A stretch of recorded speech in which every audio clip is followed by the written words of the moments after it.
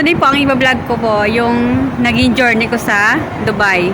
Yung work ko po sa Dubai, sales lady po ako doon. At the age of 18 po, nasa Dubai na po ako. Panahon pa po ni dating Pangulong Arroyo yon. So, wala pa pang, hindi pa sila masyadong maigpit sa age limit noon. Dahil sa maluwag sila, at the age of 18, nakarating na po ako ng Dubai. Tama po, 18 po, nandun na po ako sa Dubai. So, doon na po ako nag-19 as a sales lady po. Medyo mahirap yung maging sales lady kasi 12 hours po yung duty namin.